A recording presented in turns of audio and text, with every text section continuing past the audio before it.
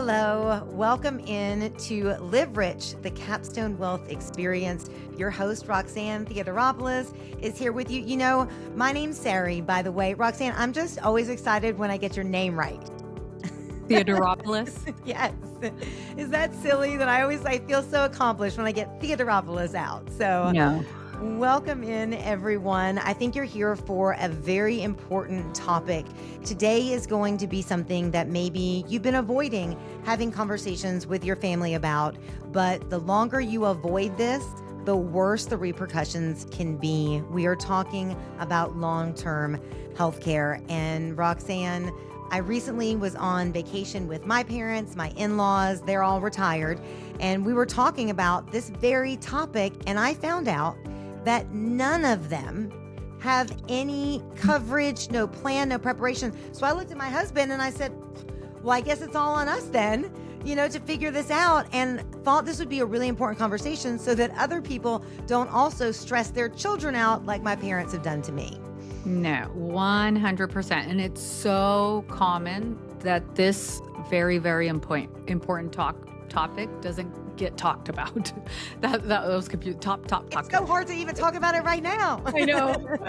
Well, and that's what really also, you had that experience. And yesterday I went out to one of my clients' homes and we sat down with a planning specialist. And as we're sitting there, I mean, these are my clients, I love them, but tears were coming down my face, and they're young and healthy. We're just having the conversations, but still it's a part of life, but it's not comfortable. So I understand why a lot of people avoid this, but it's the necessary evil. And most of my clients and most successful people, we're planners at heart. So I always say, just take a deep breath. We're just planning. We're not doing anything. I always say you're young, you're sexy, like you're just planning for this. We're not going to use it anytime soon or ever, if at that, right? So that's what I try to pump people up with. Even yesterday when I left their house, I just kept saying, you're young and sexy. Don't worry about anything. Meanwhile, you had tissues as you were leaving the conversation I know. I laughed and I'm like, oh. But no, me and my mom laughed because, my mom's like, just throw me in the nursing home. I don't want to be with you. And I'm like, I'm not a nurturing person. I'm very analytical. So I would not be the best caretaker. Well, I told my dad, since he didn't have a plan, the plan was a pillow. Yeah. I was like, I love you enough, Daddy. I'll get a really nice pillow and we'll just be done with the whole thing. That's so wrong. I know. That's such a lie. People always say, oh, I have a gun. I've got a 22 Magnum or whatever. And I'm like, okay, yeah, right. No, nobody's going to do that. But so, I just want to talk about a little bit of what, yesterday looked like, yesterday's meeting. So we sat down with the planning advocate and, she's a wonderful woman that partners with Capstone Wealth. Her name is Janice. She has several books that she's written to help people through this transition. But the client's biggest request was, hey, I have money. I've worked hard. I have great income. So I just want to stay at home. I want to stay at home for as long as possible. I've lived in the villages 15 years. I've drank the Kool-Aid and I am not leaving my house. And me and my wife have the money to bring in the people, the care to keep us here, right? So as I'm sitting here at this table, I'm like, yeah, I'm with him. Everything he just said, I couldn't agree more. And he has the money to do it and we're going to do that. But Janice looked across the table and she was like, that sounds great in theory, but what happens is the health starts to decline, the falls start to be more common, the community that you love so much, that is why you live here, is no longer accessible to you because maybe now you can't drive as much, you can't go as far. Sure, you have the golf cart, but maybe we start to get isolated and the world gets smaller and smaller. So, the picture she drew out was intense for me because it's like, yes, you could stay here, but if you can't move and you can't do a lot of things, this is going to become a little prison for you. And if it's just you and your wife or just you, that is a very lonely life to live versus being in a facility where at least there's other people, there's activities, there's things that are going to get you outside of self. It kind of conjures up images of COVID for a lot of us, right? We were in our homes, maybe with just our spouse or our family that we had, gotten in a little pod with, but worlds got very small and we were all very happy to come out of that. And imagine not having the prospect of coming out of that. No, and I watched my mother-in-law go through it, and my mother-in-law's super young. But COVID almost mentally took her out. So for 5 years, she did not leave her house except for the bare necessities and, maybe just to see her grandchildren once a week. And when it came time to make this decision for her, me and my husband fought it. Like, we did not want her to move into the community. And she moved in and it was really rough. And we were like, haha, we're right. We knew this wasn't a good move for her.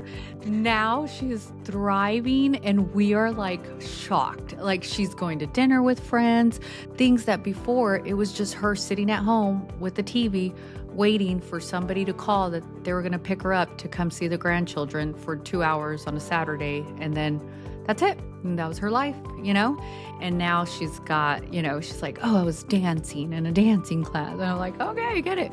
So, part of what I told my client yesterday is, look, the Kool-Aid that you drank for the villages, eventually you're going to drink that same Kool-Aid for some kind of independent living. And so what we transition from is, okay, your goal is to stay at home. Number one, that is the plan. And you can afford that. Check. Step number one, check. We have what we want and we know we can afford it. And we know the people that we would bring in, like visiting angels. So we went through a list: companion care, help with errands or transportation, meal preparation, light housekeeping, medication reminders, assistance with daily living activities. So who are we going to bring in for that? And here in the villages, we actually have like villagers helping villagers. So retirees helping other retirees because they can, maybe they're younger, healthier. So we went through those options for him to give him, if you're going to stay at home, this is what it's going to look like. But the planning cannot stop there, because I always say we're not God. We can't say this is the way it's going to be and that's that. I have the money and that's that. So next step is, even though we're not open today to any kind of independent living, and obviously none of us want to end up in the nursing home, we are going to date some independent assisted living facilities. While we're young and sexy and can get out on these dates, that's we're right. going to visit. I'm like, come on, guys. I know it's annoying. I'm like, you have to sit there and be like, how many siblings does this guy have? Like, oh no. Starting over, yes. Nobody wants to date, but you have to, just like when you made the decision of where you're going to choose to retire. Once again, they put a lot of decisions behind who's going to be their financial advisor, who's going to be, their estate planning attorney, who is going to be their where they're going to live, the villages, right? So now it's the same thing that they've done previously. So what it looks like is, in this case, we have Janice, who they pay a small fee to, and she works with them for 3 months to take them to different independent facilities. She gives them the pros and the cons. They go through, do tours, and really it just depends where they want to end up. Like this specific couple, they want to end up in the villages, so we're going to look in the surrounding area, right? But what happens is, because a lot of these places have long waiting lists, so what you end up doing is you just end up putting a deposit. They keep you on the list, and they can call you whenever so often when they have an opportunity, and then you could say yay or nay, right? But at least you're on the list. You've made that decision.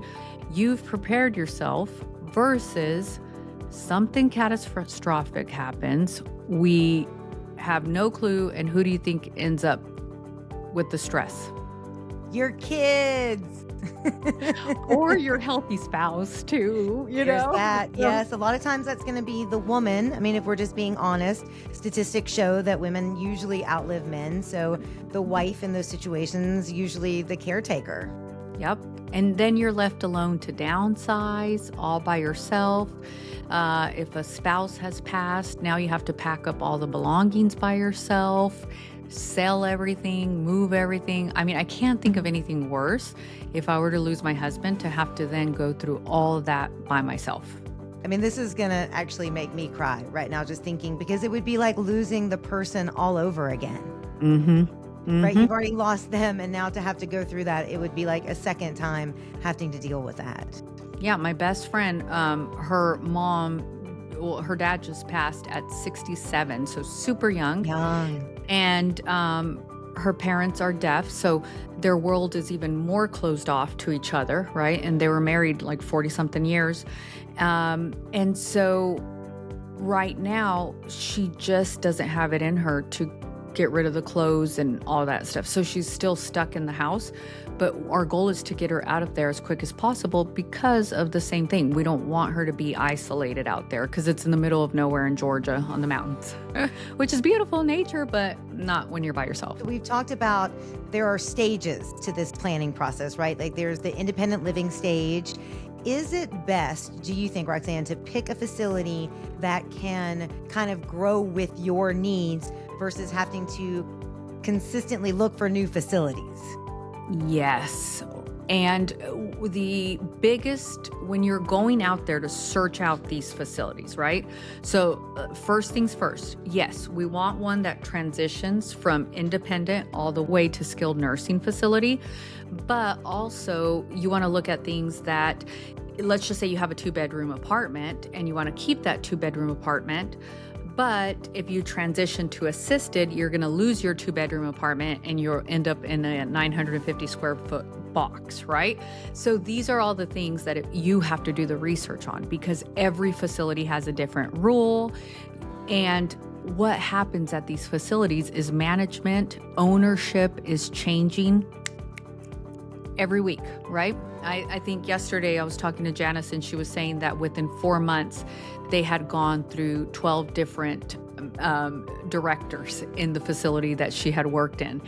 And, she said there's a sense of complacency that comes across even by the employees because it's like, who cares? You could do whatever you want because next They're week not gonna there's be going to here. be a new director. Like you'll have a new boss anyways. So just do as you please. And so the research that goes around, the due diligence of what these facilities are like and, starting the research early, talking to your neighbors, your community, and just knowing how it works, because if you're having to make a decision right on the spot, you don't know how any of this stuff works. And you're just taking other people's words for it, that's when the biggest mistakes happen. And even like young kids where they're like, oh, I don't know how to invest in a Roth or how do I do this? And I'm like, just start, kid. Because if you start with $5 and you make a mistake with $5, it's better than putting it off until you're 40 and then trying to like rush it all in there, Yeah, This absolutely. is the same kind of planning. So that kind of takes us from the planning part that you're talking about. And unfortunately, not everyone is in that same position of power that the clients you spoke to yesterday, where they have the money to stay as long as they want to in one place and then to get maybe the best facility, the one that they really want. So what do you say to people in the planning process that want to start this conversation, but the financial aspect is also going to potentially be a barrier for them? Are there ways that you can help to ease that burden as well? Well, and of course, I don't know how many times I'm going to say planning in this podcast, but It's never too many times, though. I mean, Exactly. planning is important. what's the Schlotchly game or whatever? Every time I say planning, take a drink. Oh, Okay, cheers. I have my fizz. Okay, so yes, by developing a plan, number one, in the state of Florida, we have amazing programs for seniors. Do you have a long-term care plan? How does it work? When's the last time you've reviewed it? If you don't have a long-term care and you're really just too old to buy one because it would be astronomical, then we look at programs where you're able to take some of your own funds and, leverage them for long-term care. One America, there's a lot of annuity programs that have the long-term care component built into them. Some require medical testing, others don't, right? So, or if you have enough assets, maybe we just shelter enough money to make sure that we do have enough. Now, in the state of Florida, and if you're in a different state, you definitely want to look into what your state has. And my recommendation would be that you would talk to an elder law attorney. But in the state of Florida, we have Medicaid, which everyone says, nope, too rich, don't qualify for Medicaid. But this is institutional care Medicaid, which helps seniors pay for skilled nursing home. Or we also have the diversion waiver program. So for instance, yesterday there was another case where we're looking at helping someone who maybe didn't have as much money, and just knowing that there's programs out there that can help us. Now, I always say these programs are free if you're poor, but if you're rich, then we have to hire an attorney, and they're expensive. But we do what we can to be able to shelter as much of your assets and get you the best care possible. And, people hear the word Medicaid and they think, oh, I'm going to end up in the projects of nursing home. No. Most state programs accept all forms of payment, right? Including Medicaid. So we go through with you and develop a plan as far as what we're going to do. But most people, I would say, either have the long-term care, are self-insured, or set aside the assets to be able to pay for that if the need arises. What I'm hearing from you, there should be something for everyone. It just might be something different. Yep, because I have people that make $1,000 in Social Security and have $13 million. And then I have people that make, let's just say $150,000 in pensions and have maybe $700,000. The pension carries a lot of weight. It's paychecks to paychecks, reoccurring. But what if one of us dies and we don't have survivor benefits? So, our job as certified financial planners is to pick apart what could go wrong in every single detail. But for me, I feel like yesterday was completely eye-opener. Just because you say you're gonna stay at home, when you see your spouse struggling to carry you, or they're giving up, like you said, they're giving up their lifestyle to take care of you, maybe you might change your mind. And if you know what's out there that exists, that's where you empower yourself versus just being like, I'm not going to do it. I'm not going to do it. And we'll bunker down together. We love each other. Our love is enough. Oh my God, like The Notebook. They're laying in bed together holding hands, right? It doesn't work like that. That was a movie, people. We want to make sure here at Capstone Wealth that you don't end up just crying about it, because we get it. Like Roxanne said, it's uncomfortable now, but better to be a little uncomfortable now having the conversation than 10 years down the road to be without a plan. Think about how uncomfortable that's going to be for you and your spouse and your family. So as always, Roxanne is here. If you'd like to have this conversation with her, I'm going to throw out that number. Give her a call, 352-850-7392. 352-850-7392, and mycapstonewealth.com is the website. So thank you for bringing this to our attention, Roxanne, for not being afraid to talk about the uncomfortable things. Yes, not a fun subject. So I'm going to end with this. So you think Theodoropoulos is hard? Surrey. Oh, when you go to the phone? Every single time when I say your name, I'm like, sorry. When you say my name, the phone's like, can I help you? And yes, the ladies with hard names will be back next time to talk about AI versus the .com bubble. What is the difference between then and now? We will see you soon.